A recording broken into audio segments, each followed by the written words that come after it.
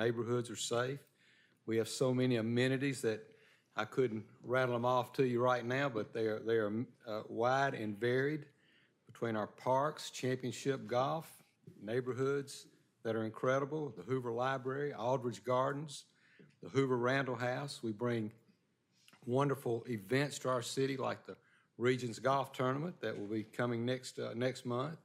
And of course, we're proud that we are hosting the SEC baseball tournament again. And I think that one of the reasons we get that tournament every 4 years is because of things that are mentioned by livability.com. People come from all over the Southeast and really all over the country to that tournament. They see what a great job we do and the Southern hospitality that we offer. So I would just first say congratulations to our council for serving and making sure that we have all of these amenities in good place and that folks want to move here. Thank you certainly to all of our employees that work very, very hard to make sure that our citizens receive exactly what they expect and deserve. But most of all, I want to thank our citizens for making this a great place to live. And I'm just very proud of our city to have been recognized by someone outside of Alabama. It's a national publication, and it's certainly a feather in our cap. So congratulations to Hoover. And we will move right into our recognitions that we have this evening. We have first Snigdha, Pati, if she would come up. Would you come up? She won the 2025 Alabama Spelling Bee winner. She's the 4th grader at Deer Valley and did a great job. Snigdha, if you'll just stand right there in front of that. And we just wanted to recognize her, and I asked her if she spelled, if the word was supercalifragilisticexpialidocious, and she said no, it was jurisprudence. And so she spelled that perfectly and won, and we just want to congratulate her on a great job. Thank you very much.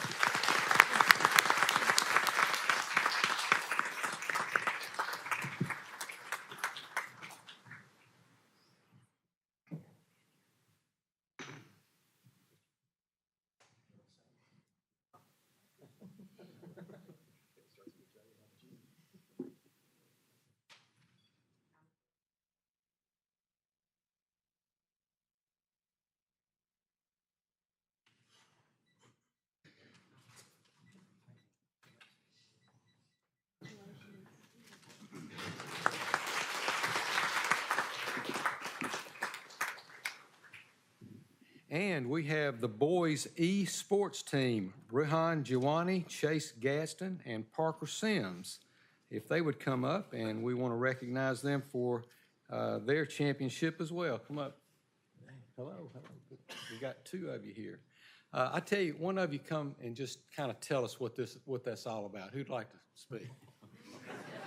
Huh?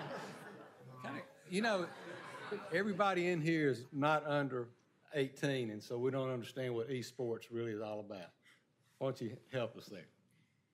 Esports is a program for children and many adults to play video games competitively and fight for many prizes like cash and scholarships. Fantastic. Nice. Y'all won it. Yeah. Very good. Okay.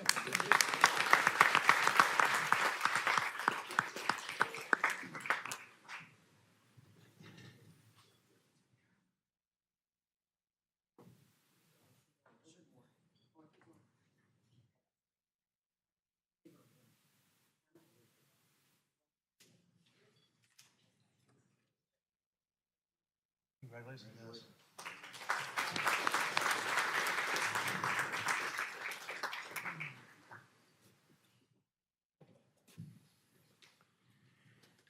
And someone who is so familiar to this audience and to this body, Coach Crystal Johnson. Coach, come on down.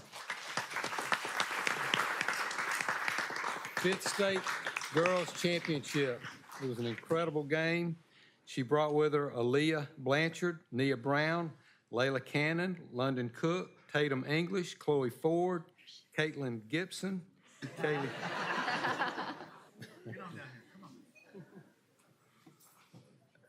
Kylie Hale, Chastity Johnson, Jalea Manuel, Kayla Maxwell, Akira Sparks, Kristen Winston, and Hadley Williams. Congratulations to y'all on your 5th win.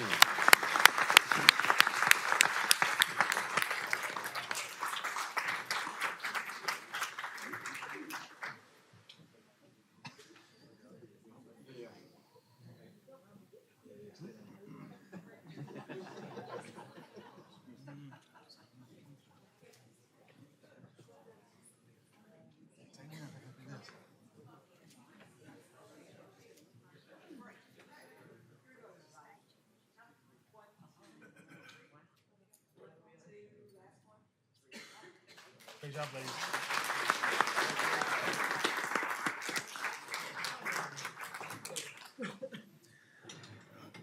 Good evening. I'm sorry, I'm a little hoarse. First off, we just want to thank the City Council for having us here and Mayor Mercado for having us in the building. We know this is our 5th straight state championship, so we're very proud of these young ladies.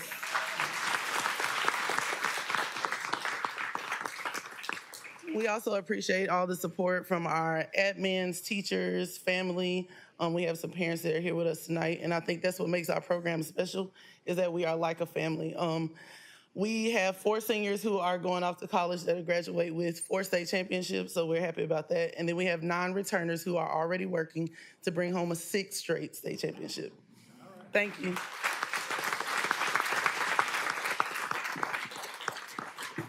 Thank you, Mayor, and congratulations to those recognized. We will now entertain a presentation from our Chief Financial Officer, Ms. Jennifer Cornett, who will come and make presentations. Let me also say that if you are here for the recognitions and you would like to step out and not take part in the rest of the meeting, you're more than welcome to. But if you want to hear about city finances, you're welcome to stay. This would be a good time. Are you saying I'm not entertaining? Sorry, Jennifer.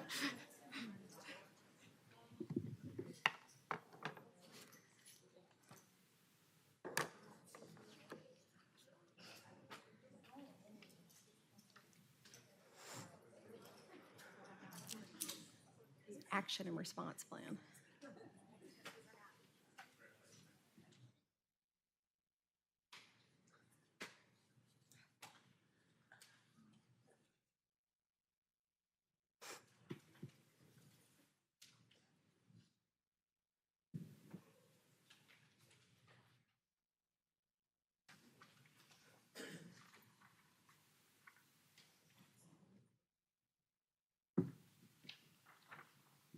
I think you just have to hit that enable editing to put it in slideshow mode.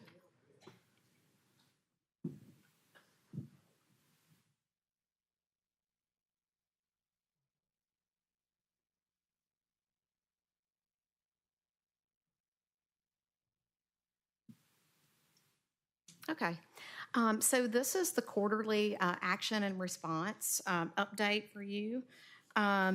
If you want to go to the first slide here. So here we're going through a number of items that were open from the Kroll review.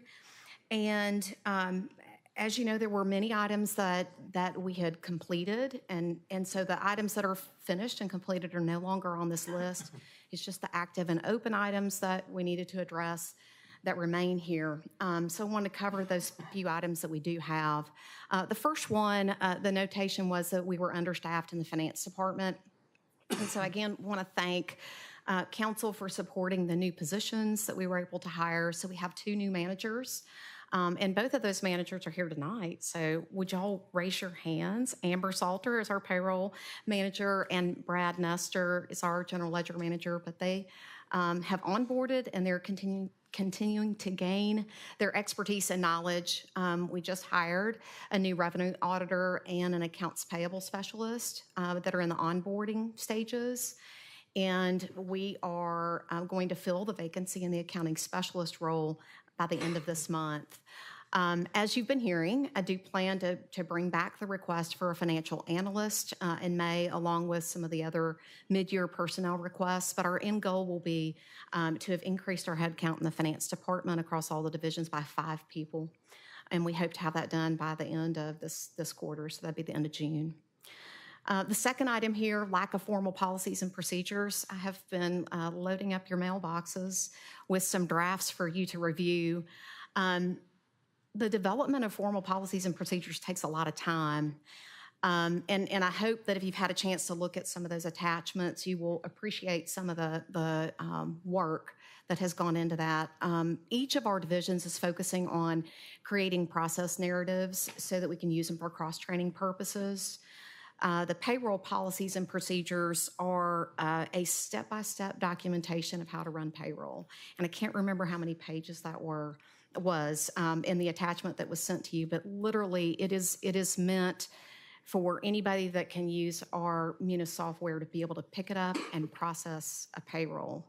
And that took a lot of quality control review and patience on the part of every single person on our payroll team who had somebody sitting over their shoulder watching every click that they made for weeks. So all of that is very good, so we're happy to have that fully documented. The purchasing policy and procedures draft has been routed for quality control review internally. We're looking for feedback from you as you review that document, but also from some of our power users of the city so that we can make sure that what we're delivering in terms of a final policy is accurate and good to move forward with. So we have a couple of formal recommendations coming to you tonight related to policies, financial policies. So fund balance policy and emergency fund policy that'll be presented for your decision and consideration tonight. And then last but not least, we are working on a grant procedures and policies draft that we hope to have available by the end of second quarter. So again, it looks like a lot of things are coming to fruition at the end of June, but lots of progress on both of these items.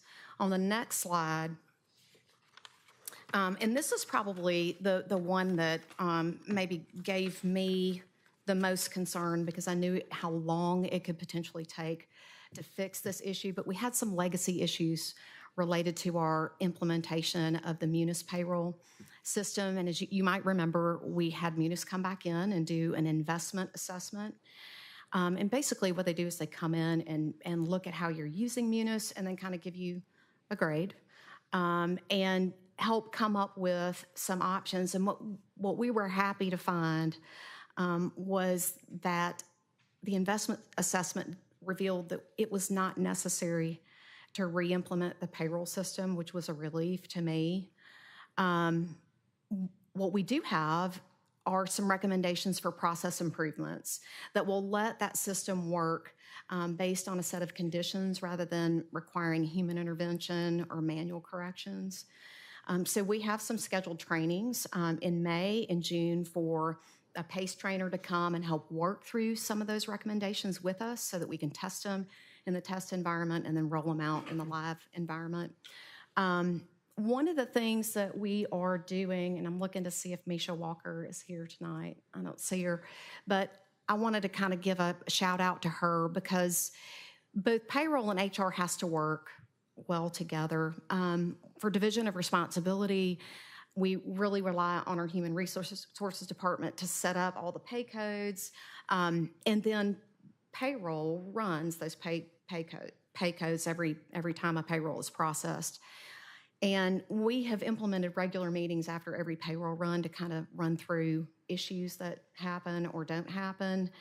And based on those meetings, that's a fair amount of a commitment from both the payroll team and from HR to be able to do that. But we've narrowed down the number of occurrences that we have on payroll runs, so we're pretty excited about that. Of course, we have a commitment to continuous improvement. Okay, so we do plan to have regular training and assessments. But by the end of the year, we hope to have worked out all the kinks from that rocky implementation, which I'm really happy to be able to say that. So that's a big win in my book. One of the things that one of the people I wanted to especially recognize here is that Mindy Wyatt has really stepped up to help be our application manager for Munis. And she really just has taken on that role, just because she kind of plugs in wherever we need her to. And so, Mindy, thank you for serving as that. Mindy has helped us stay on track with getting these PACE trainings done, and because of her knowledge of software, She helps speak computer language, and accountants can't really do that. So we appreciate you, Mindy, for doing that. On the next slide, okay, so lack of complete and timely reconciliations. I am happy to report that we have completed our training efforts for this. We have completed all of our reconciliations for the fiscal year 24. We've implemented new processes to review bank transactions as they are happening before the bank statements run even, so that we can narrow down the number of reconciling items that we might have. And we are currently working to bring the current year reconciliations up to date. I believe for the pooled cash account, which is our big cash account, that those reconciliations we're working on January. So, and then the payroll ones are finished through February. So as soon as we can get those up to date, that's going to make us feel really good about being able to report timely monthly financial information to you, because we'll be able to be sure that we've recorded all of our transactions. All right, on the next slide, unaddressed payroll issues. So at this point, while I'm talking about this, I'd like to invite our payroll team up here. Amber, you want to come? Y'all just stand right in front of this little crest here while I talk about you. Okay, so in this year, we developed some new internal reconciliation processes for our quarterly filings. Pam, come on up. You too. Because I'm talking about you. So Pam was the one that actually developed our internal processes for reconciling those 941s. We had not done that in a really long time, so she made up that reconciliation process, and those are happening every quarter before we file those. And so thank you, Pam, for doing that. This whole team up here ensured that our W-2s for this past year were correct, okay, and that they tied to the 941s. So we checked every W-2 in the city, which was 900 some if we include all the part-time people. So we really wanted to have our W-2s be right this year and moving forward. So make sure both of those things reconciled. All of the IRS notices from the past 941s have been resolved. And so I'm really happy about that. We've established some best practices about the maintenance and reconciliation of payroll records and 941s. And then we do have one remaining item that is related to a wage and salary administration notice that we got for 22. We've identified what the issue is. We need to revise the third quarter and fourth quarter 941s from 2022. When we do that, we know that that's going to trigger a couple of notices from the IRS, but we paid them more. And so hopefully it'll just be a notice and we'll be able to resolve that, and it'll take just about however long it takes for the IRS to process through that. So now that I've made y'all just stand up here while I'm talking about all these things, I just want to give a note of formal thanks and appreciation for the hard work that this whole team has given, and I want to introduce you, each of you. Amber, and you can raise your hand as I call your name. Amber is our new payroll manager. She came in December and really has helped bridge the gap and connect a gap that was there between finance, payroll, and HR. And so thank you for bringing your knowledge from HR and the payroll setup into this and helping us get these things fixed. Crystal Horton has been through just a war, right? Crystal's been here through all of this, trying to deal with a system that really didn't work very well. And Crystal, thank you for hanging in there and for helping us resolve these issues. And then Tiffany joined this crazy team in December or November as full-time, 100% part of payroll, and we hope that she's not sad that she did that. But we have a fully staffed team now in payroll and a very competent team in payroll. And I just want to thank you both, or all of you, all four of you, for your help. And I think we should clap for them. Okay. Thanks, y'all. Thank you very much. Okay, so to summarize, where have we been? Okay, so we've developed these internal reconciliation processes. We've made sure our W-2s were correct. We have dealt with all the IRS notices from the past. We've established some best practices, and we're tying up loose ends. And so I find this to be a very positive report, and I'm very pleased to be able to report all of these things tonight. So that's it for the quarterly update. Any questions?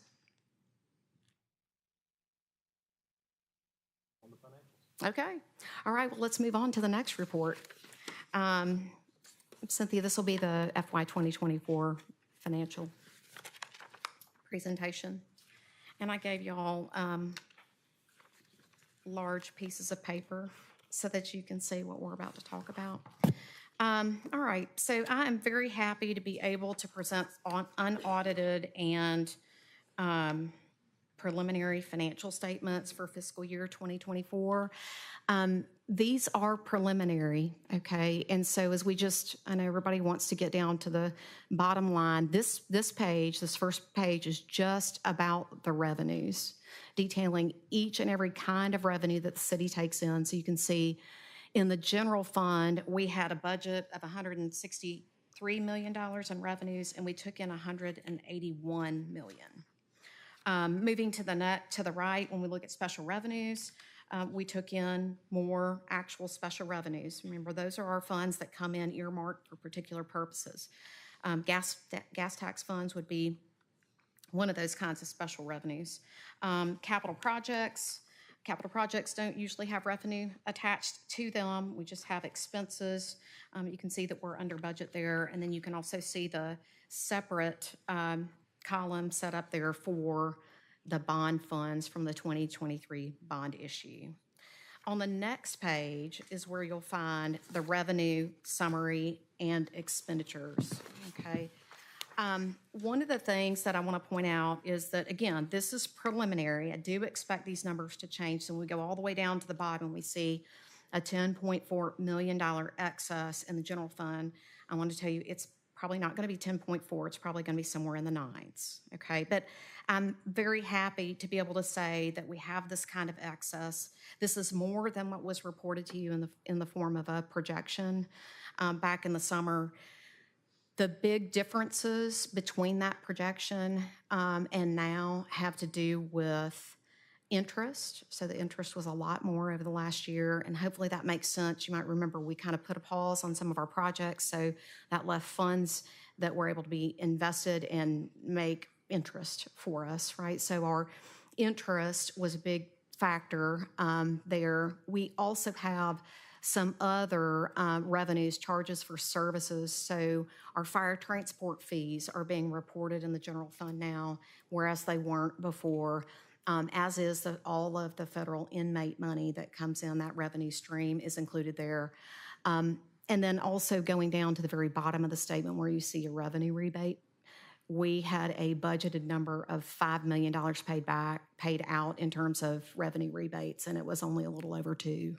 Okay, so those are the explanations for the difference between the projection that you got earlier and where I think we're going to land for this year.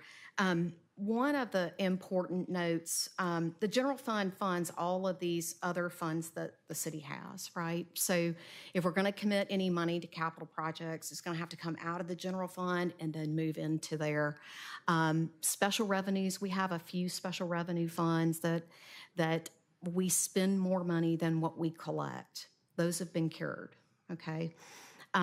With our internal service funds, which don't appear on this page, we have some internal service funds that we can have a little bit of wiggle room in and end up with a negative balance. We have no negative balance accounts, okay? So what you see here is a very well tied down balance in the general fund, okay?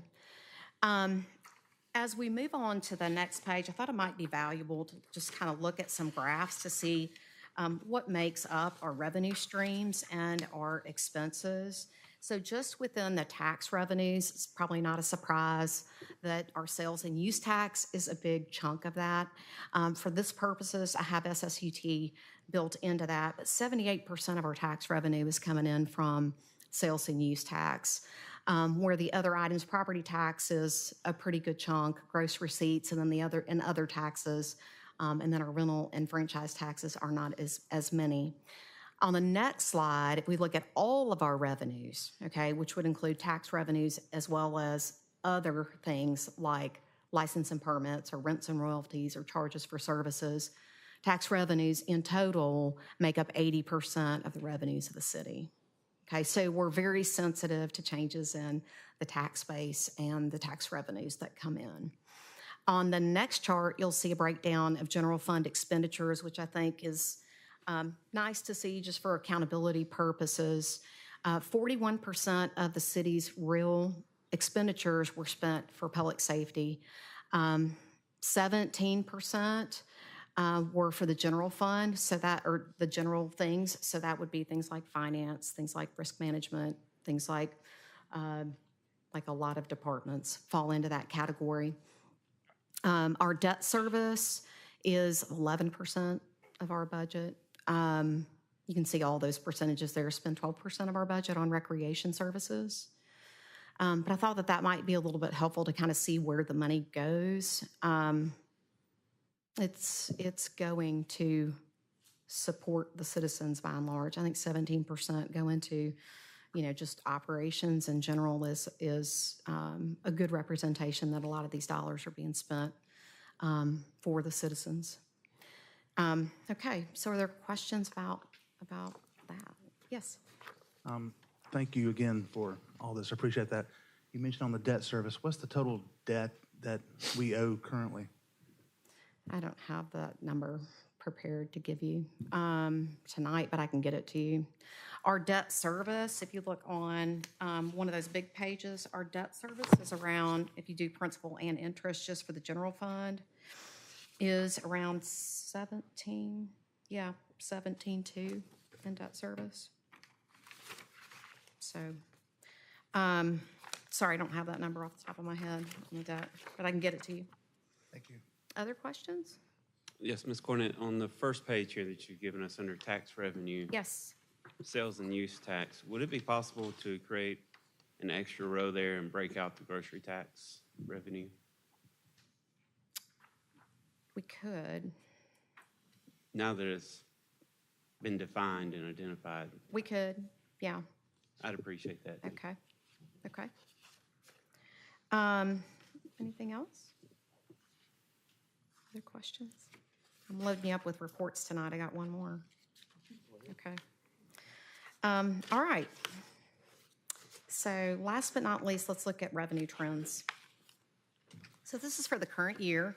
Have had a pretty steady pattern of talking about what the city's revenue sources are, at least the major revenue sources are. We're 50% of the way through the year. This is a big picture with a lot of numbers on it that show by type of our major revenues where we stand.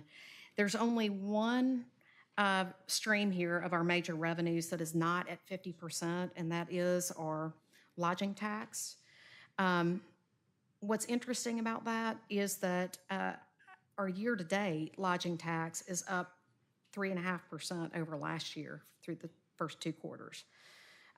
So I don't think that we're necessarily behind based on that with lodging tax, but I think that that's good news.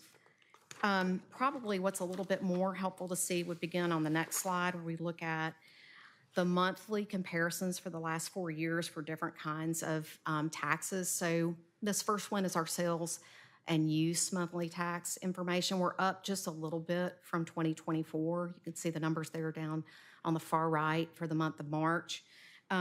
This represents a 2.8% increase over last March, about $213,000 of increase for sales and use. On the next slide, SSUT, we pulled out separately, okay? SSUT had a big jump, 31.6% over last March. Now, that percentage can be a little bit misleading. That accounts for $162,000 of an increase, right? But the relative to size increase is pretty big. And what we're seeing as the trend in 2025 is that we're taking in a lot more SSUT than we did last year, which lines up with what we would expect about consumer buying patterns and people buying online a little bit more. On the next slide, we have our property tax. Okay, so our property tax, we usually take in our property taxes over, December, January, February. So March is a relatively small month. We still had a 37% increase over last March. But again, that represents only about a $37,000 increase in dollars. So the percentage is probably not something to hang our hat on, but nevertheless, it's better than last March. For our license and permits, for this category, we are down 8.7%. That represents $64,000, a little over $64,000 reduction of compared to last March to this March. Gross receipts on the next slide. Gross receipts went up by 220%. That's a big percentage, but it doesn't look like it. Relative to size, that's $156,000 of an increase there. On the next slide, just looking at year-to-date trends, October to March. So remember, this is a 6-month period, and with these charts, we're looking at, for the last 4 years, where we have been at this point in the year. So we're measuring the first 6 months of 22, 23, 24, 25, okay? So for our sales tax, for the first 6 months, we're up 3.04% for the first 6 months compared to last year. For SSUT, we're up 15.16%. Now, when you add the two of those together, that gives us an increase of 3.86%, about $2.1 million up for the first 6 months this year compared to last year.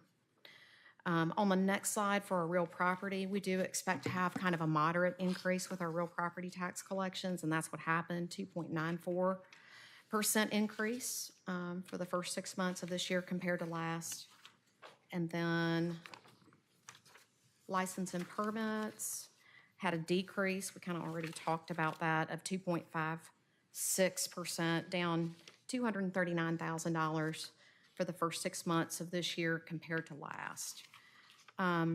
Last but not least, I'm just killing you with the charts, but this is my last slide, so I'm happy about that.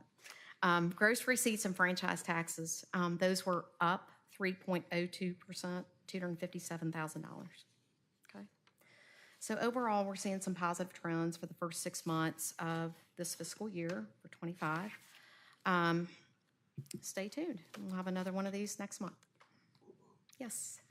When you say lodging tax, is the lodging tax and the bed fee one and the same or separate? They're in one bucket. Okay.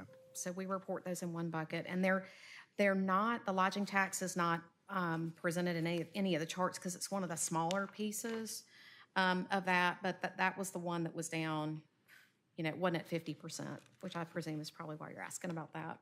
But again, remember, still up over last year at this time. Okay. So, thank you. Yep. Any other questions? Okay, thank you. Representatives of the Hoover Historical Society are here, and I know Pam Thompson has an announcement. Ms. Thompson. Mayor Mercado and members of the council, I just want to take a moment to extend an invitation to our annual open house, which will be Sunday afternoon, the 27th, from 2 to 4. It'll be at the Hoover Randall House. It's free and open to the public. Y'all come. And we want to express our appreciation for the city preserving the Hoover Randall House and the new renovations that we hope everybody will come see. We'll have the Hoover High School Jazz Band Ensemble on site, and Mayor Mercado will install our new officers at that event. And we just want to make sure everybody knows, and there's a few flyers out on the table. The dues are a bargain, $20 for individual. You get a deal if you join as a couple, $30, and then you can even give us more money than that if you want to. So we thank you for your support. Thank you. We'll now move to our consent agenda, which is presented as items 1 through 11 on the agenda, if you have a copy of that. I will begin by asking the council if there is an item 1 through 11 that any member would like removed to the regular agenda. Yes, sir, Mr. President. Could we remove item number 3, 8434-25? Item 3 has been removed. Any other item? Very good. Any member of the public here to speak on items 1 through 11? If so, we'll be happy to remove it. Seeing none, Mr. Corley, if you'll read items 1 through 11 with the exception of number 3.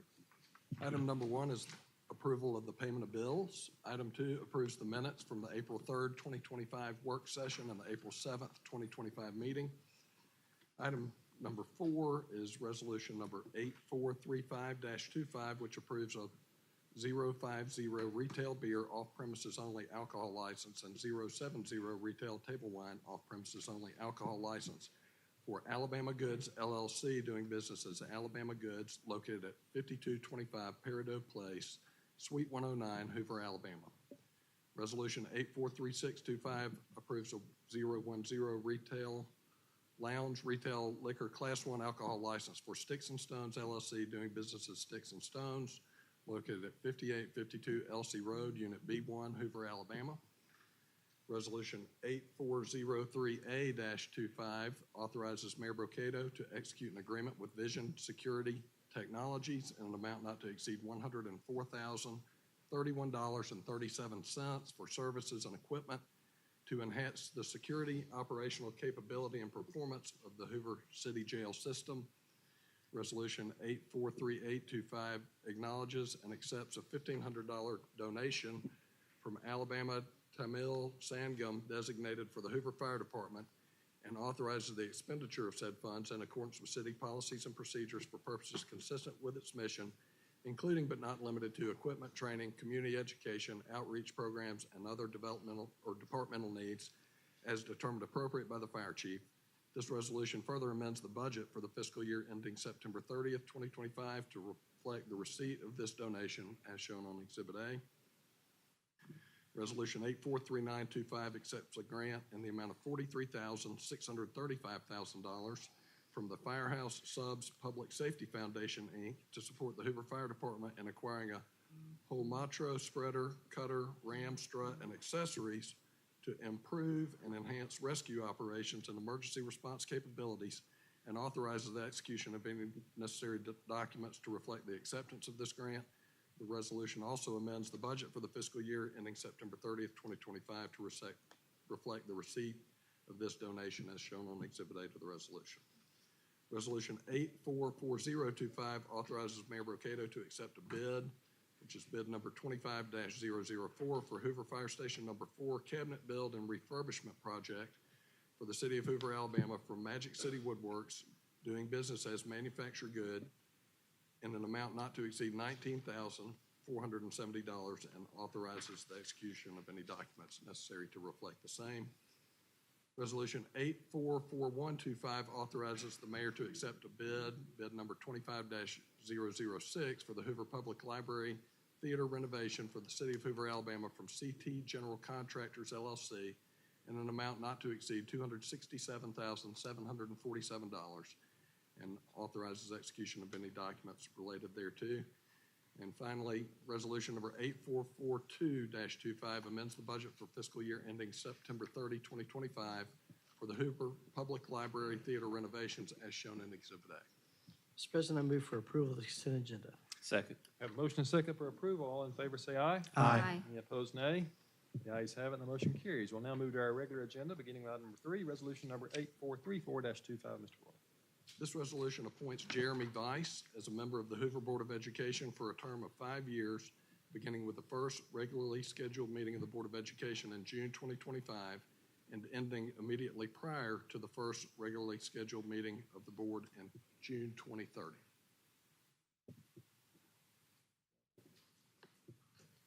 Mr. President, I move to approve resolution number 8434-25.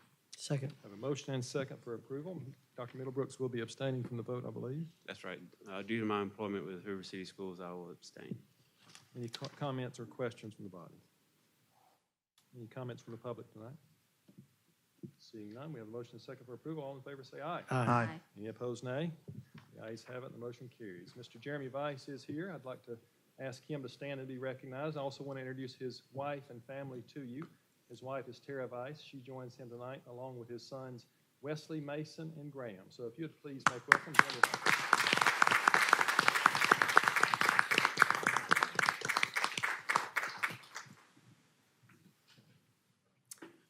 Mr. President, Council, thank you for your confidence in me. I want you to know that I take this role very seriously, as it should be taken. We have such a high standard of excellence in our city school system and education, quality education for all of our students. And so thank you for this opportunity. I'm very humbled to have this opportunity, and I look forward to working with Dr. Maddox, with the administration, and the rest of the board to continue such a quality focus on our school system. So thank you very much. Mr. Weiss replaces the outgoing gentleman, Mr. Kermit Kendrick. Mr. Kendrick has been appointed to the board and served a term of 7 years, replacing, I think, Judge Jill Gaines when you came onto the board. But Mr. Kendrick has served incredibly honorably and has served our student body and our faculty well. So would you please recognize Mr. Kendrick for his service?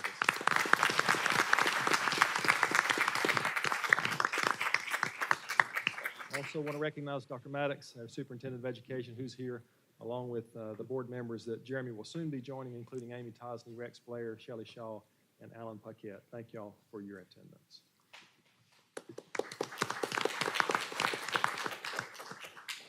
Moving now to item 12, resolution number 8443-25, Mr. Corley.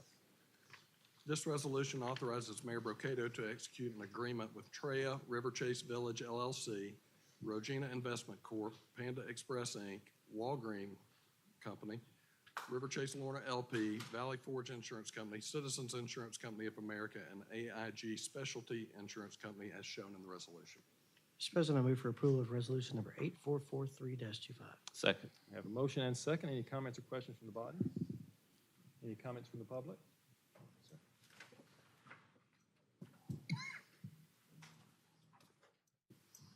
Ken King, Rossbridge Parkway.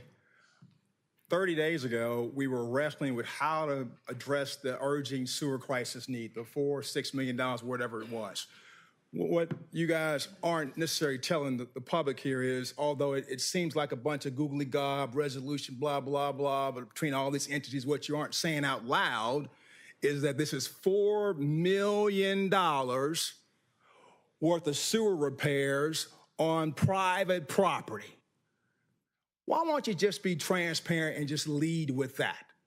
Instead of making folks believe we're all running out of money to be able to handle an urging sewer crisis. The reality of it is, if you can find $4 million for sewer repairs on private property, you could probably find $4 million or $6 million to add toward the sewer repairs we have now. Instead of telling the folks who want to perform an arts center, we got to have this money now because it's a crisis. Yeah, it is a crisis. But why didn't we do the same thing we did here? Why don't we make a general fund request for the money, as opposed to simply saying we don't have the money, it has to come from the Performing Arts Center.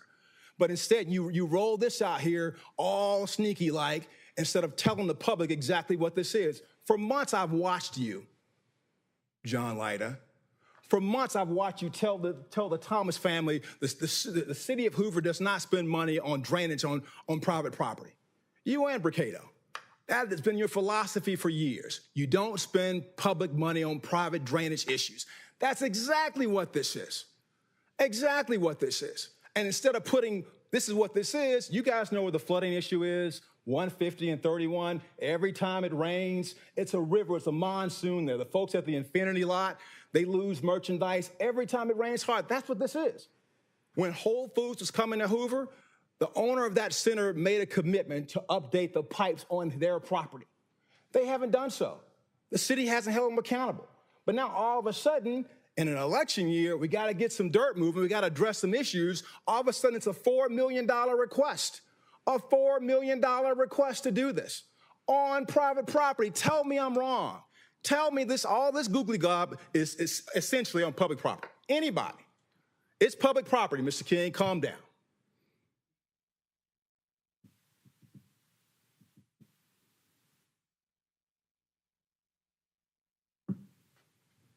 then why not just simply say it's $4 million we're finding in the general fund to put toward private property because we failed to hold the developer responsible. But instead, more giveaways to the developer, more private property. Again, you could have found the money. And again, I don't know why the mayor changed his stance on spending public money for private sewer drainage issues. I don't know what happened other than it's election year. That's the only thing I can come up with. But I would love to hear another response, but I doubt you'll give one. So my request and ask is, I know you're going to vote for it. Private property, $4 million, you found out of thin air. To me, this could be easily addressed. Thank you, Mr. King. With leading this properly. Thank you. Thank you.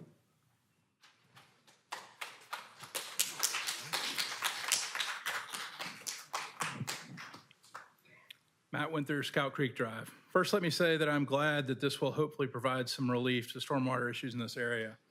The matter was brought before this council on several occasions in 2022. Lawyers from different sides were present and spoke on many occasions. The general idea indicated by the discussion and ordinances was that the cost for repair were to be assessed to the property owners. This was Resolution 22-2567, intending the city have the plans prepared by Sain and Associates. It was continued. There was only one way this is ever going to end, and here we are today. The citizens of Hoover will pay the bill, deal with the failing stormwater infrastructure until it is repaired. This property in question was redeveloped in late 2015 to mid-2016. It seems there was no inspection or validation of stormwater infrastructure at the site. This underscores the importance of proper stormwater management by the city. It would have been much less expensive and disruptive to replace the aging infrastructure during site redevelopment. Now we have the cost to repair that is a substantial portion of the value of the site. I want to reiterate that this is a prominent example of why the city has a responsibility in stormwater management. This means managing infrastructure the city owns and operates, as well as oversight of new and existing infrastructure on private property within Hoover city limits. Some questions the council should consider. How much was spent on litigation in this matter, and was the outcome worth the time and money spent? How much revenue was lost when businesses left the area? Does the settlement reflect the intended outcome when first brought before the council in 2022? Is the government being transparent when it does not provide the settlement or even details in the agenda packet for this meeting? Are the citizens being served well by the city attorney answering only to the mayor? Are the taxpayer funds being spent responsibly within the city's city's current legal representation? How much more will it cost to fix this problem now than in 2022?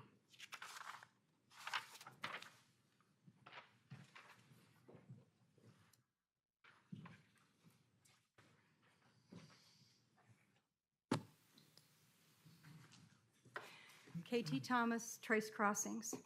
I support these repairs and lots of other repairs.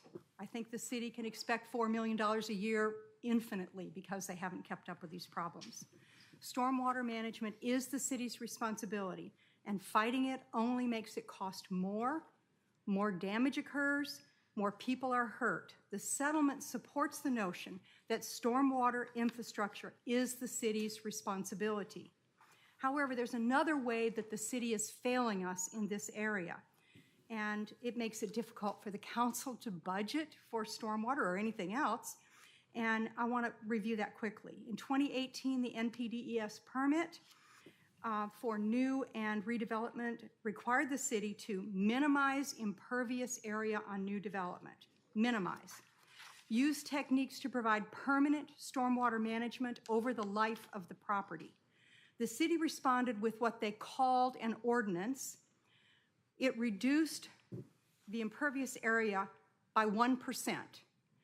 That's not the same as minimizing impervious area.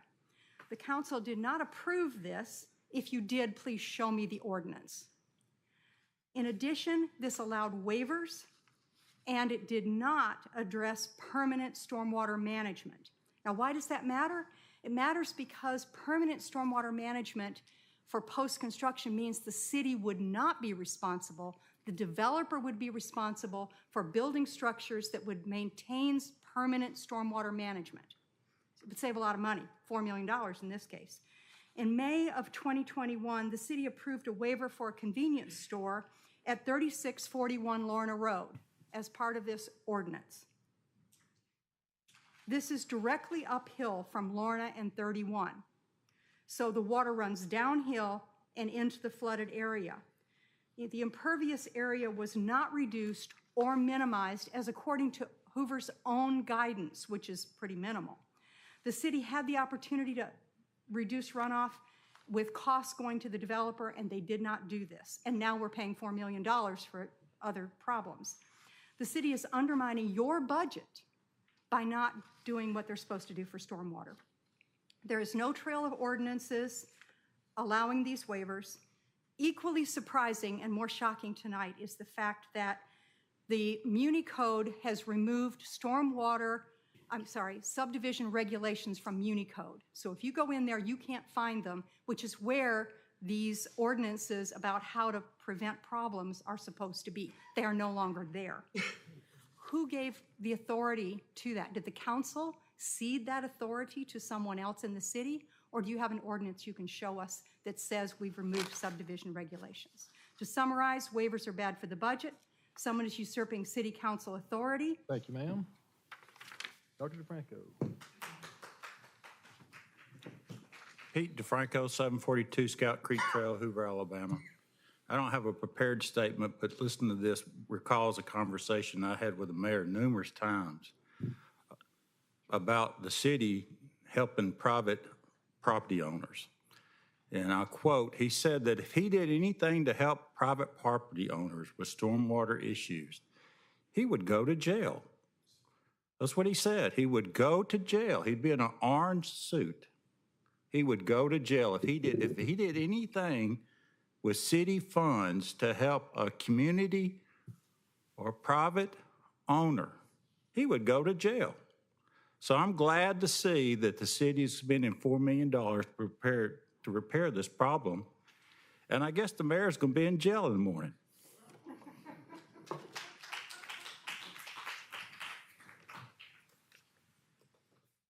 William Carey, South Lake.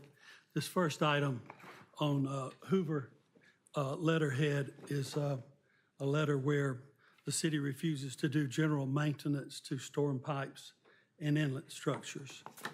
The second item is the actual stormwater flowing across private property that is city street stormwater that's flowing across a vacant lot. The third, third item, there's the city issued a refusal for a freedom of information request, and they said that was due to critical infrastructure. I don't understand, but that's what's on the city letterhead. The next photograph is the city's sewer easement, and that is sewer critical infrastructure that's at risk. It's in the city easement. It's being affected by street stormwater, and those are boulders coming down and hitting those PVC pipes where they connect into the city's stormwater. At one point in Hoover, we had a deal about save the trees. So this photograph is in the city easement for the sewer easement, and those are dead large trees that have been undercut by the street stormwater that's not been managed. We're not following the SOP where we should be checking these things.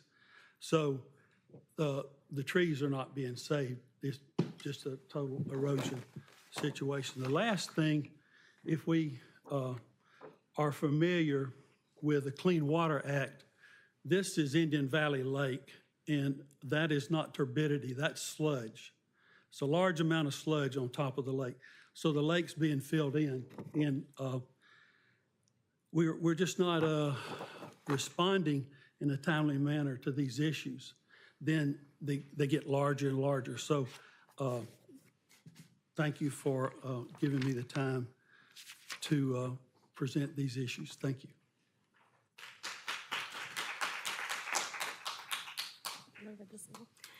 Hi, I'm Kristen Landers. I'm from Altadena Woods. I just wanted to remind everyone here, the mayor, the city council, and the citizens of Hoover that when you spend $6 million here and $4 million elsewhere, it's not government money. It's taxpayer money. You're spending the money of the hard-earned workers of the city of Hoover, the citizens who contribute to your salaries and vote for you in elections that everyone here is pretty much being primaried this year. Don't spend money recklessly.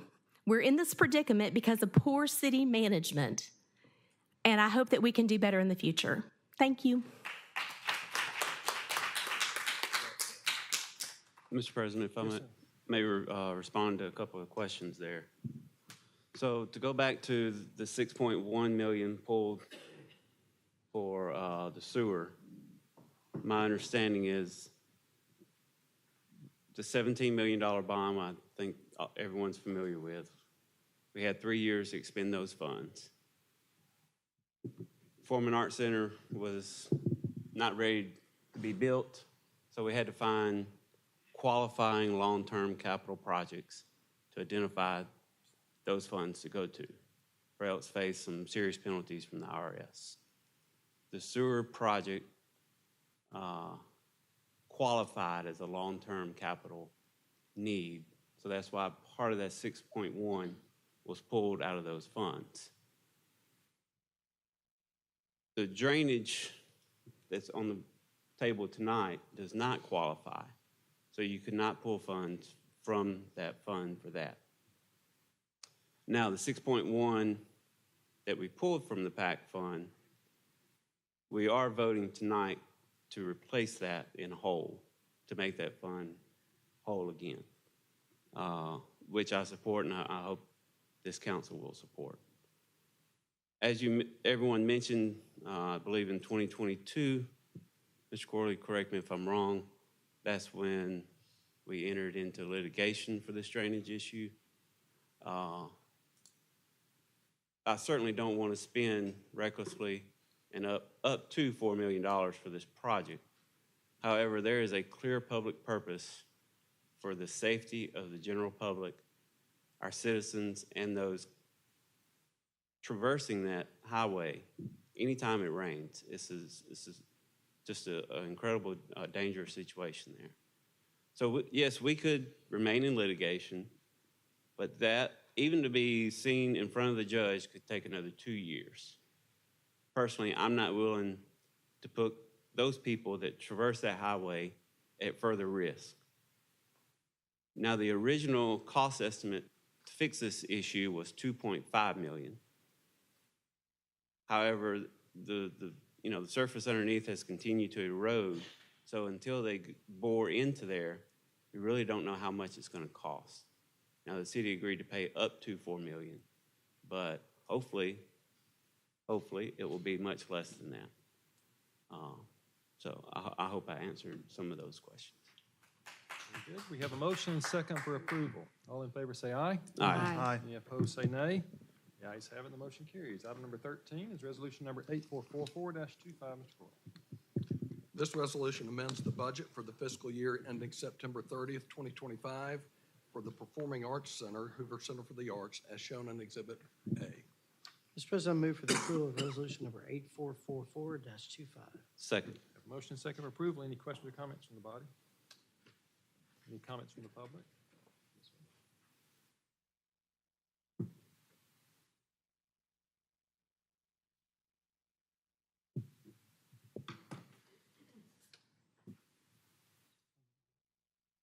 Yes, sir.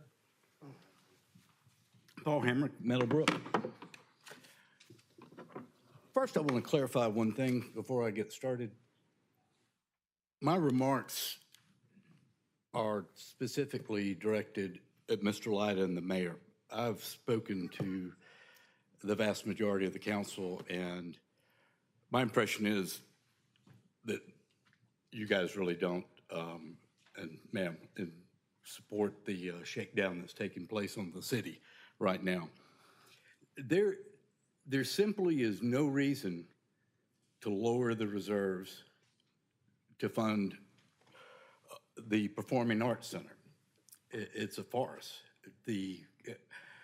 I tell you what I've always heard raiding the reserve fund called. It's the drunken sailor option, Mayor, and that's not responsible with public tax dollars. But there's a bigger reason that the only option here is to reconsider the vote that was taken at the last meeting to divert the funds from the Performing Arts Center and vote it down. That will fund the Performing Arts Center, and it'll fund it in the way that the public was promised it would be funded. But there's another overriding reason why this has become so important that it be done this way, and by far the most serious reason. So I know the question on everyone's mind has been, why would the city go to all this trouble to divert money from the promised Performing Arts Center for some sewage project that beforehand no one had even heard of? Well, I think I've found a few answers. Mr. Lyda, looking at your statement of economic interest that's on file with the state, your source of income is working as a middle manager at Blue Cross Blue Shield. That is your source of income. Now, when you start looking at what happens when this money is diverted for these sewage projects, there are two primary beneficiaries: the White Elephant development known as Riverwalk and Blue Cross Blue Shield.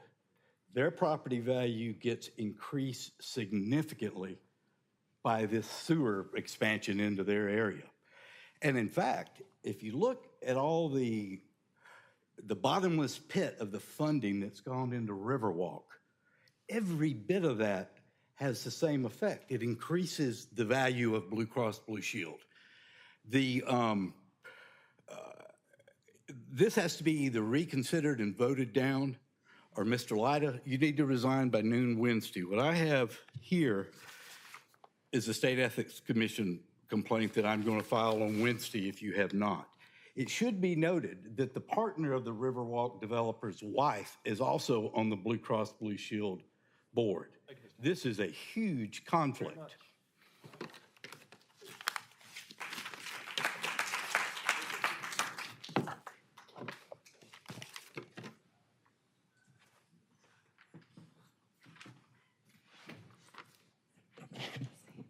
Ashley Lovell, Shandwick Place. So speaking of bottomless pit, I just can't let a few business things go in this whole situation with the sewer and the PAC and Riverwalk. And so I'm a firm believer you've got to ask the hard questions. You've got to bring things to light, because if you don't, then things happen behind your back and there's a lack of transparency. So I'd like to review a couple of definitions first, the difference between an update and an upgrade. And I have a question over it. So update means minor changes or enhancement to an existing version. An upgrade is a substantial shift to newer, better versions of things, significant new features and performance enhancements, right? So similar words, but like entirely different weight of what they carry. And so that brings me to my question. And this is a question that I've been thinking about quite a bit. And I'm directing this question at Councilman Lyda, because as the city council president, I want to know, can you tell me if we are dealing with a sewer update or a sewer upgrade?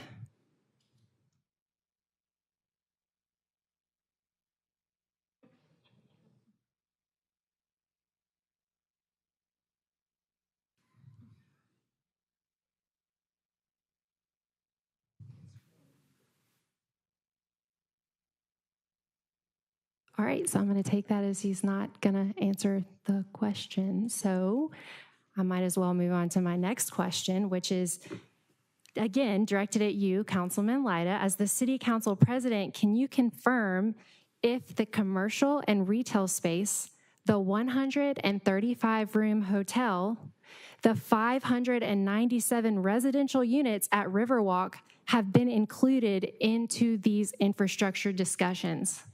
Because that's Riverwalk, and that's a lot of extra that's going to be on that sewer system. So from a business standpoint, if that's a yes, why would we believe that a failing sewer system could handle that kind of development? That's foolish. Okay, on the other side, if it's a no, then 2 words, how foolish. If you haven't considered it, that's just simply bad business. So either way, you can't win in this situation. Smart development is understanding the impacts that these developments have on infrastructure, the residents, and future generations. And I don't know about you guys, but it just doesn't feel like we are being told the whole story.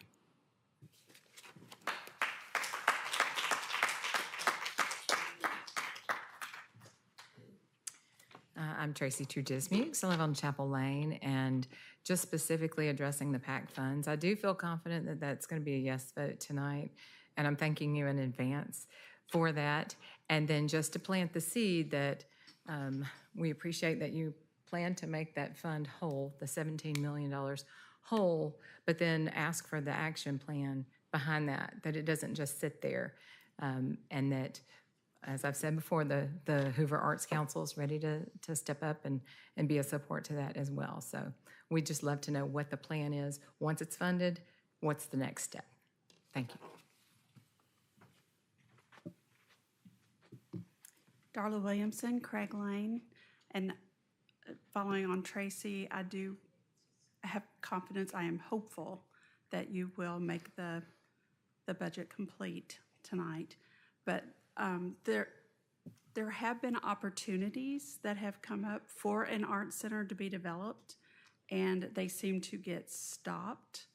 After the last meeting, I had a couple of people tell me that actually the $17 million that is marked for sewer, or that was marked for the PAC, when it was originally voted on, there was kind of backroom discussions that it would be for any sewer issues that came up. That disheartens me to think that it wasn't entered into, authentically for the arts.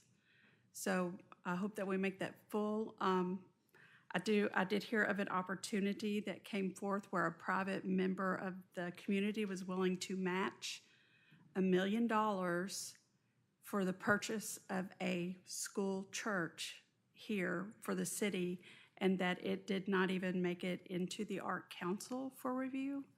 So that is another opportunity that is concerning. And with all this talk about stormwater and everything that goes into it, the broad metro plan, which I know is gone now, but had an art center included, having a past of looking at plans, he seemed to try to go and correct some of the stormwater drainage, some of the retention in the area around Brock's Gap as part of that development. So that was a little disheartening as a citizen to see that we are not engaging contractors who are working and developers who are working with us to try to right problems. So thank you.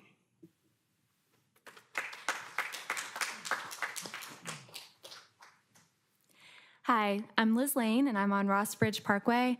I want to say thank you for your work in the community. I know that what you're doing is a lot of time and effort and not a lot of compensation. So I just wanted to say that first, and I'm really hoping that the PAC can receive the funding that it deserves. We have seen what tournaments can do for our community. We have seen what sports can do. We see how people do come from all over the country to support sports in Hoover.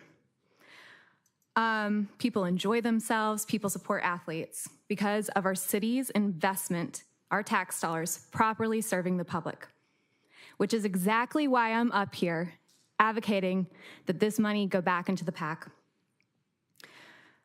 Art is a universal language. Art has no boundaries, no barriers. We can learn someone's story who would otherwise never be heard. It can bring us laughter, or it can bring us to tears. The impersonal becomes the personal. Art is empathy, and in a community that is more and more divided, we need empathy and compassion. It helps us be good neighbors. An art center could be a third space, a community space. It is not school or work or home or sports. It's a place where we can find our identities. This is a place where Hoover could build its heart. I really hope that you will take the excess money in the general fund and apply it to the PAC. Also, I have lived through many environmental disasters, and I feel like pitting environmentalism against the arts is a burn to taxpayers in this community. We desperately need to fund both. And I would really like to see a full breakdown of repairs, upgrades, whatever you want to call it, to the sewer system, and a plan for that, because the longer that sewer funding, the longer that everything is delayed there, the more expensive it gets, as we've seen. Thank you so much.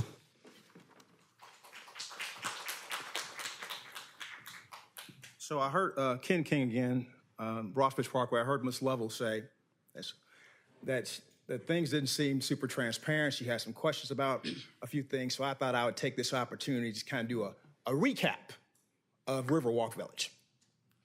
So I think some time back, I think there was a push to bring more of a healthcare component to the city. And there was some talk about where that would go, whether it be the Galleria, Patton Creek, wherever. Ultimately, it was a decision made that there was an opportunity at the old Regents building off River Chase. And apparently Robert Simon, phenomenal developer, I think that was his baby at the time. And I want to say there were some talks ahead of this development regarding to the certificate of need hearing, where you had to request this license, if you will, to be able to have a healthcare facility or option operating out of that space. Well, that particular hearing was a gift that just kept on giving.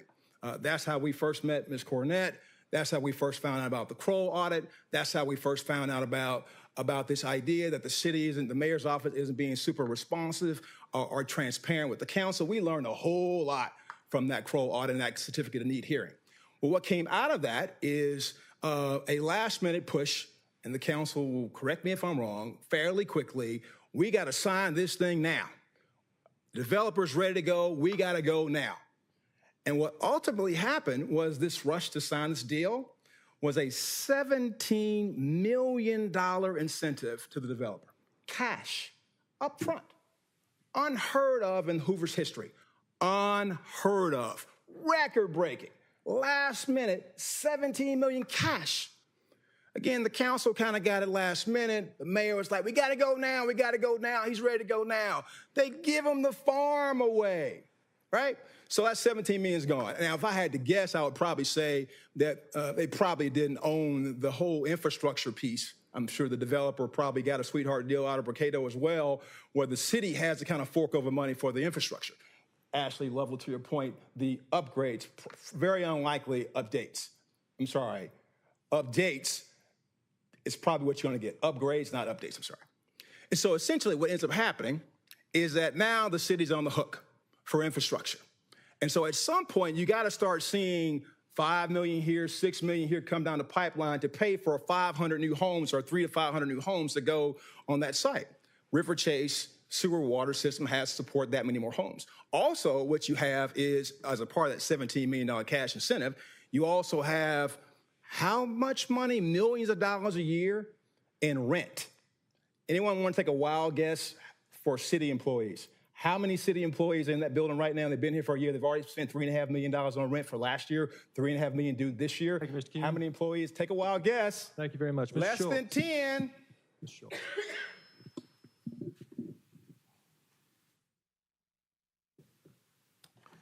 Robin Schultz, Bluff Park. So on April 7th, the mayor gave an eloquent speech regarding the sewer, but there's some inconsistencies that need to be addressed. First, this body was addressed by a gentleman by the name of Jim Marshall in June of 2021. Mr. Marshall is with a company called Jackson Thornton, and he talked about the rate increase for the River Chase sewer system. The rate increase was to take care of the increased maintenance and improvements, exactly what the rate increase was for. Yet during the mayor's speech, he said that the rates would have to be doubled in order to keep the sewer system going. Mr. Marshall's justification for the rate increase in 2021 was to keep the system maintained and for future improvements. One comment he made stands out. And it was on the video that was deleted by the city, but we were able to recover it. It's on the Hoover channel if you want to watch it. The comment that stands out is the more water you're treating, the more you're pumping. There's been no increase in consumption until now. Riverwalk. Mr. Marshall was speaking of pre-Riverwalk status. Then during the council comments on the 7th, the mayor disputed Councilor McClinton's assertion that he had kept the council informed. Yet during Councilor Driver's comment, she said, and I quote, "Now that we're aware of the sewer situation," which affirms Mr. McClinton's comments. Mayor, you keep using the word transparency.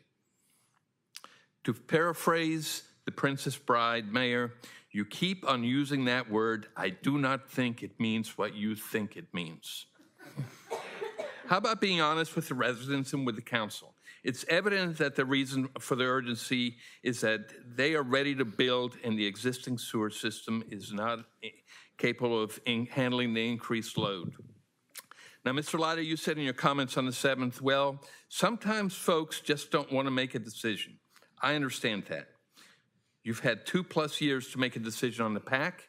You've opted not to make one. I understand that. You've never been in favor of the PAC, and kicking it down the road is fine with you. April 2023, 1 month after the bond vote, you told another council member that you wanted to use the bond money for the sewer, and the wording in the bond allowed you to do so. Smart, very smart. And here we are, using the bond money for the sewer. Thank you. We have a motion and a second for approval. All in favor say aye. Aye. Any opposed, nay? Ayes have it, and the motion carries. Item 14, resolution number 8445-25, Mr. Corley. This resolution adopts a general fund balance policy as shown in Exhibit A to the resolution. Mr. President, I move for the approval of resolution number 8445-25. Second.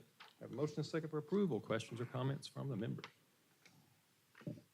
Any comments from the public? Hearing and seeing none, a motion and second is on the floor for approval. All in favor say aye. Aye. Any opposed say nay. The ayes have it, the motion carries. Item 15 is resolution number 8446-25, Mr. Corley. This resolution adopts an emergency fund policy as shown in Exhibit A attached to the resolution. Mr. President, I move for approval of resolution number 8446-25. Second. Motion and second for approval. Any comments or questions from the body? Any comments from the public tonight? All in favor say aye. Aye. Any opposed, nay. The ayes have it, the motion carries. These are now up for second readings. We have number 16, ordinance number 25-2671, Mr. Corley. This ordinance provides for the levying of municipal taxes for the city of Hoover, Alabama, and for the assessment and collection of such taxes. Mr. President, I move for the adoption of ordinance number 25-2671. Second. Have a motion and a second for approval. Any comments or questions from the body? Any comments from the public tonight? Madam Clerk, please call the roll and the members can vote. Councilor Posey. Aye. Councilor Sweeney. Aye. Councilor Driver. Aye. Councilor Murphy. Councilor Middlebrooks. Aye. Councilor McClinton. Aye. Councilman Lytle. Aye. With a vote of 6 ayes and 0 nays, the motion carries and the ordinance is adopted. Item number 17, ordinance number 25-2667A. Mr. Corley. This ordinance amends Appendix 4, Article 6, Division 4 of the Municipal Code of Hoover, Alabama, and grants a non-exclusive franchise to MCI Metro Access Transmission Services, LLC, doing business as Verizon Access Transmission Services. Mr. President, I move for the adoption of ordinance number 25-2667A. Second. I have a motion and a second. Any comments or questions from the body? Any comments from the public tonight on this item? We have a motion and a second for approval. Madam Clerk, call the roll, please. Councilor Posey. Aye. Councilor Sweeney. Aye. Councilor Driver. Aye. Councilor Murphy. Councilor Middlebrooks. Aye. Councilor McClinton. Aye. Councilor Lytle. Aye. With a vote of 6 ayes and 0 nays, the motion carries and the ordinance is adopted. Item number 18 is ordinance number 25-2670. Mr. Corley. This ordinance establishes 17 voting places and 1 absentee voting place as listed in Exhibit 1 to the resolution for the municipal election scheduled to take place on the 4th Tuesday in August 2025. Mr. President, I move for the adoption of ordinance number 25-2670. Second. Motion and second. Any comments or questions from the members? Comments from the public tonight on number 18? Yes, sir.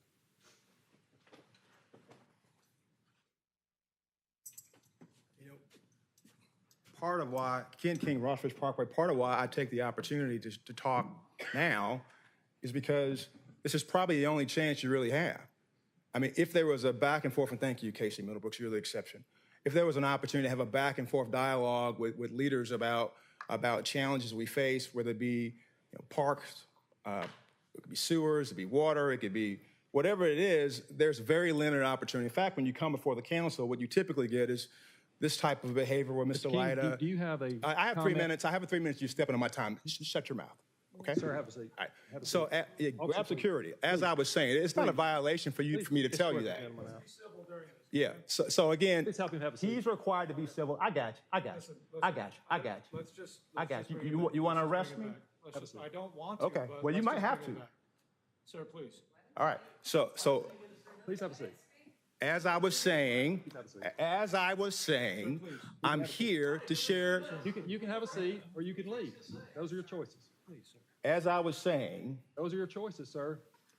You can have a seat or you can leave. And officer, as I was saying, I'm here to be able to share my view that unfortunately you guys don't give us an opportunity. I want one last statement I have to make about Riverwalk. Please. Here what you'll find Please. is Mr. King, Riverwalk Mr. Village. King, I'm asking you as a police officer, please. Go from the podium, please. Please, sir.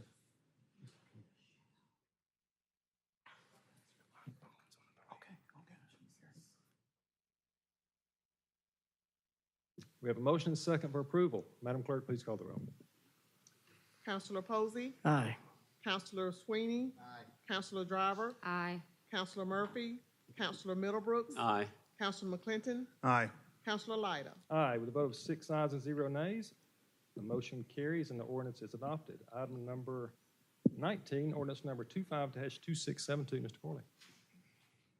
This ordinance authorizes the transfer of real property of the city of Hoover, Alabama to Shelby County, Alabama for the public purpose of the Valleydale Road Widening Project, project number IMD STPBH 7112, parentheses 602.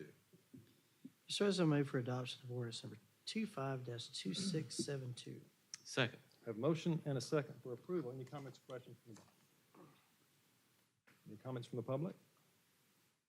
Seeing none, Madam Clerk, please call the roll. Councilor Posey, Aye. Councilor Sweeney. Councilor Driver, Aye. Councilor Murphy, Councilor Middlebrooks. Aye. Councilor McClinton, Aye. Councilor Lyda. Aye, with a vote of 6 ayes and 0 nays, the motion carries and the ordinance is adopted. Item number 20 is ordinance number 25-2673, Mr. Corley. This ordinance authorizes the transfer of real property of the city of Hoover, Alabama to Shelby County, Alabama for the public purpose of the Valleydale Road Widening Project, project number STBH 9802-905. Mr. President, I move for the adoption of ordinance number 25-2673. Second. We have a motion and a second for approval. Any comments or questions from the body? Any comments from the public? Seeing none, Madam Clerk, please call the roll. Councilor Posey, Aye. Councilor Sweeney. Councilor Driver, Aye. Councilor Murphy, Councilor Middlebrooks. Aye. Councilor McClinton, Aye. Councilor Lyda. Aye. Vote of 6 ayes and 0 nays. The motion carries and the ordinance is adopted. Item number 21, resolution number 8411-25, Mr. Corley. This resolution grants conditional use approval with the conditions shown in the resolution for an event and party space to be established at the Center at River Chase Shopping Center for the property located at 1694 Montgomery Highway, Hoover, Alabama. Mr. President, I move to approve resolution number 8411-25. Second. Have a motion and a second for approval. Any comments from the body on item 20? Any comments from the public? Seeing none, all in favor say aye. Aye. Any opposed say nay. Item carries and the resolution is adopted. Item 22, ordinance number 25-2669. Mr. Corley. This ordinance amends ordinance number 263 of the City of Hoover, Alabama to rezone the property located at 2208 Chapel Road to E2 Single Family Estate District. Mr. President, I move to adopt ordinance number 25-2669. Second. Have a motion and a second for adoption. Any comments from the body? Any comments from the public? Madam Clerk, please call the roll.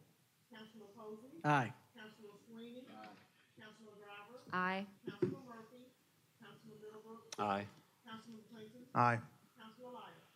Aye, with 6 ayes and 0 nays, the motion carries and the ordinance is adopted. Item 23, ordinance number 25-2674. Mr. Corner. This ordinance amends Article 9 Supplemental Regulations, Section 9.08 Swimming Pools of the zoning ordinance of the City of Hoover, Alabama. Mr. President, I move to adopt ordinance number 25-2674. Second. Have a motion and a second for adoption. Any comments from the body? Any from the audience? Seeing none, Madam Clerk, once again, call the roll, please. Councilor Posey. Aye. Councilor Sweeney. Aye. Councilor Driver. Aye. Councilor Murphy. Councilor Middlebrooks. Aye. Councilor McClinton. Aye. Councilor Lyons. Aye, 6 ayes and 0 nays, motion carries and the ordinance is adopted. That brings us to the end of our regular agenda. We'll begin with public comment. Mr. Chambers. Yes, sir, Mr. Mr. President. President. Yes. Council comments. I'm sorry. Council comments. Council comments.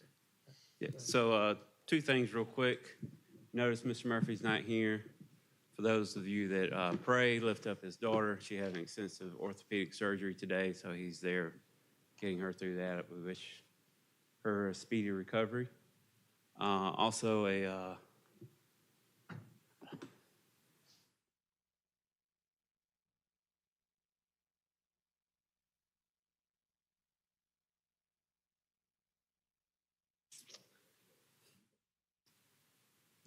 good friend of mine lost his mom and sister last night in a house fire in Moody. Keep me in your prayers. Councilor Driver.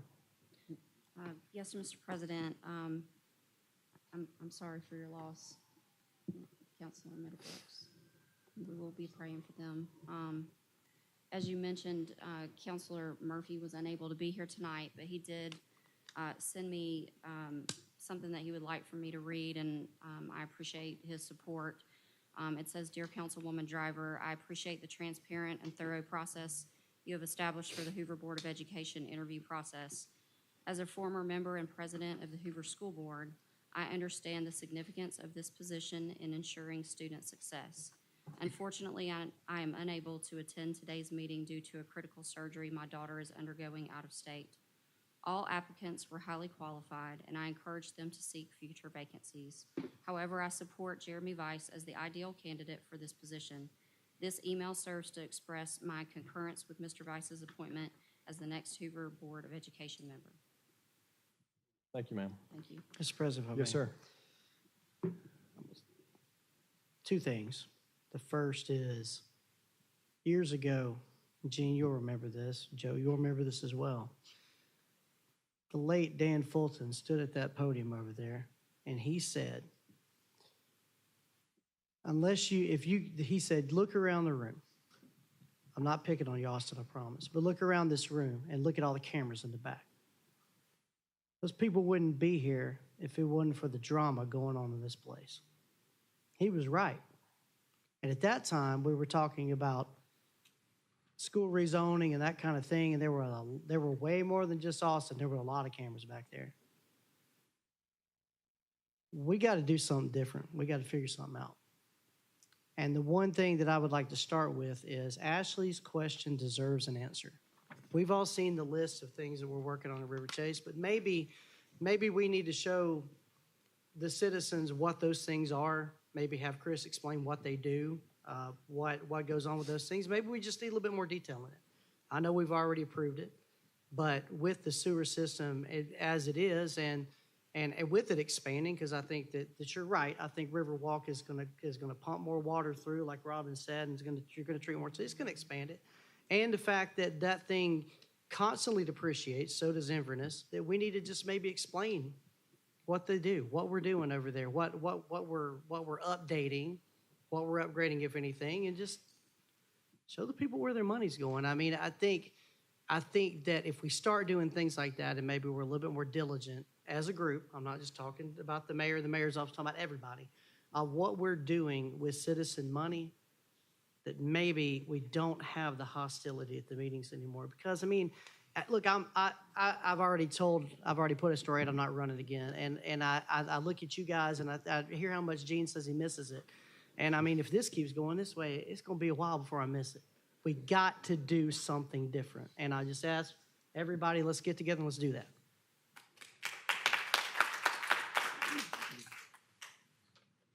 Yes, sir. Paul Hemrick, Middlebrook. Councilman Middlebrooks, I was going to get up to commend you about something, but first I wanted to say that your empathy and your dignity is what I respect in a public official, and I'm really glad you're here. I was going to commend you on what you did earlier in this meeting. You work for the Hoover school system, and when a matter came up involving the governance of that school system, you recused yourself. And I assume you did that because it's required by law. Now, Mr. Lyda, what I was saying earlier is you vote regularly, and you have voted regularly to benefit your employer, Blue Cross Blue Shield. And I don't know if you caught everything I said a minute ago, but by noon Wednesday, I hope you've addressed this. If not, I'm going forward with this ethics complaint to the state. You know, it was a conflict last week when you voted for it. It was a conflict months ago when you voted for Riverwalk. And it's a conflict today. And there's a reason we have a state ethics law, and that is exactly why. Councilman Middlebrooks, thank you for your example.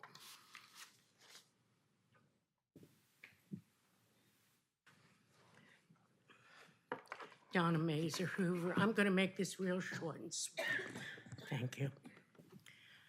I would like to know why no one on this council can ever override Mr. Leiter when he doesn't answer anything. Why can't one of you on the council have the guts to stand up and say, I'm going to answer that question? Were you told that you can't by Mr. Leiter? Or is this just something you all choose to do and not answer? You have public comments. Why have public comments if you're asked a question and not one of you want to answer it? I need an answer for that. I respect what you said, Mr. Posey and Mr. Casey Middlebrook. And I'm sorry for I saw that in the paper today about the fire in Moody. But I need an answer. If you have public comments, why not one of you answer a question that is asked? It's the only thing I have to say.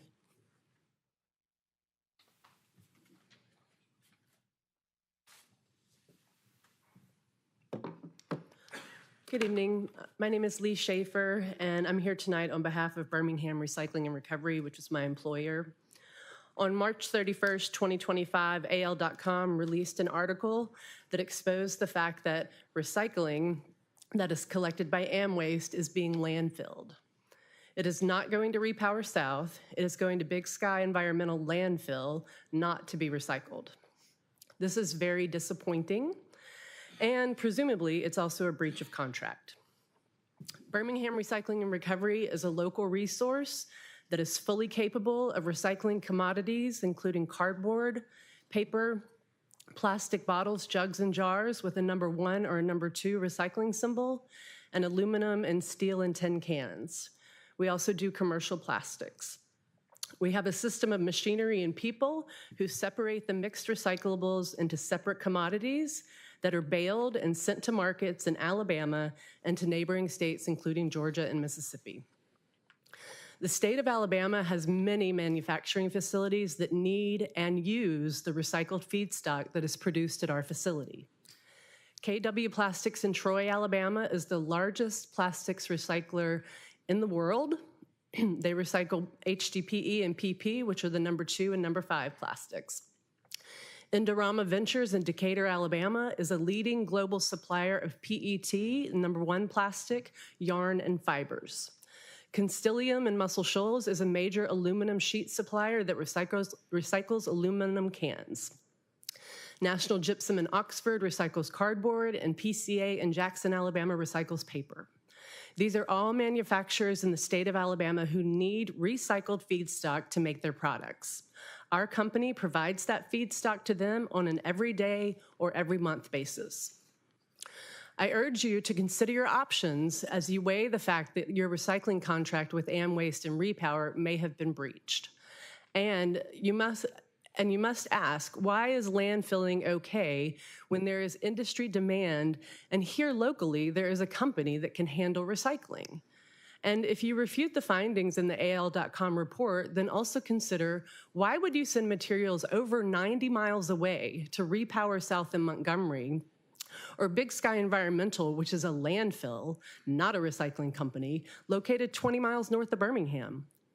Landfills are expensive, and recycling extends the life of landfills and provides feedstock for industries and businesses, provides local jobs, tax revenue, and other benefits to the community. I urge you to consider your options when we are local and fully capable of handling your recyclable goods. Thank you for your time, and I'm happy to answer any questions if you have them. Mr. President, may I respond to Ms. Schaffer? I did see the article, and it has been on my to-do list with everything going on. I didn't think it was prudent to bring AmWaste in, but Mr. Grimes and Mr. Miller, could we have AmWaste come and give an update on the recycling efforts of the city? Thank you. And I encourage any residents who haven't seen that article, March 31st, AL.com. Thank you very much for your time. At Winther, Scout Creek Drive. I want to say again, I'm really glad that we're going to address the stormwater issues that are dangerous and just totally problematic down there on 150 and 31. But I still, in the name of transparency, don't understand why there's not some public disclosure of how we got here. We have a settlement. We spent 3 years in litigation, paying lawyers, all of this. Mr. Corley offered on Thursday to at least provide some question and answer session. We've heard nothing. Can we give the public some indication of how we got here? Why we decided? Did the council insist that we're done paying legal fees and now we're gonna settle this? Was there some insurmountable impasse and we realized we weren't gonna win? What happened? How did we get here? How did we spend all this money and all this time and have all these problems and we're not gonna talk about it? We're not gonna give some high level overview of it? Is this transparency? Is it?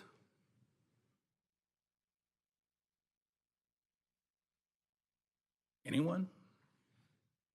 All right, we'll leave it. By the way, trucking trash 90 miles makes no sense to me. No sense.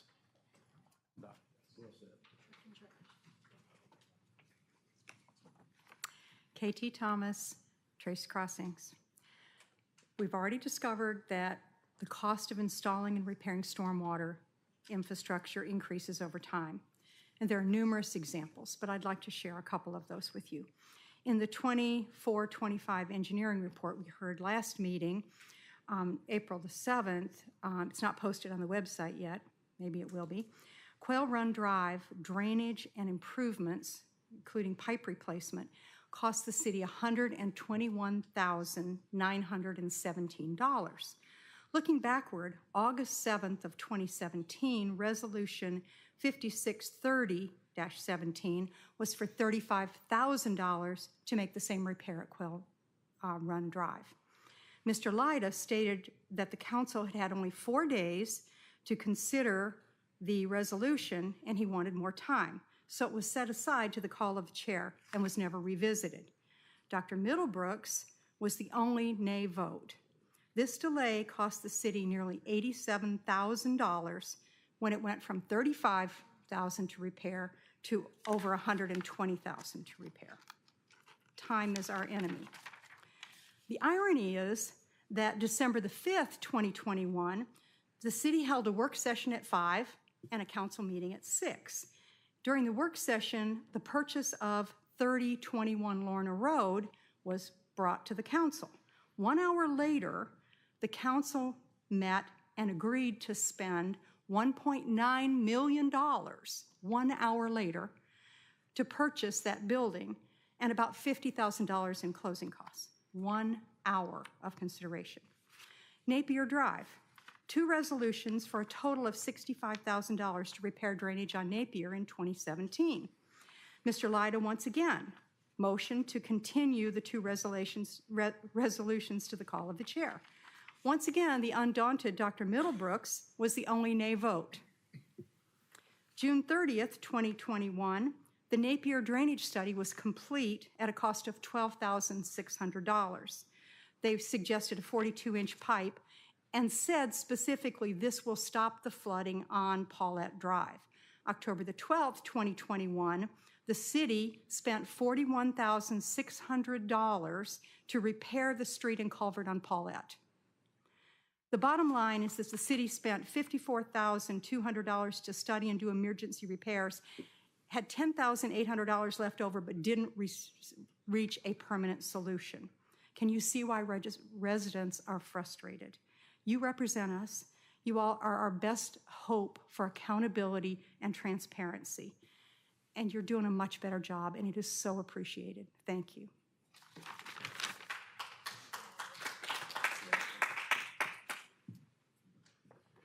Ashley Lovell. I was not planning on coming back up here, but I just want to say I appreciate Councilman Posey, your response. It compelled me to come back up, and I believe that you are absolutely on to something big as far as this goes. So we have to work together. The lack of transparency, the lack of accountability, everybody's saying the same thing. Whether it's Tattersall, whether it's Riverwalk, whether it's the Kroll Report, it's all the same theme. And we have to work together because we're getting in our own way, quite frankly. So with that being said, we're not going to all get what we want. That's not how it works, right? We all know that, but there's no reason why we can't work together, and there's no reason why we have to keep leaving the citizens in the dark, and we have to keep leaving the council in the dark, having to make decisions on limited information. We've got to work together.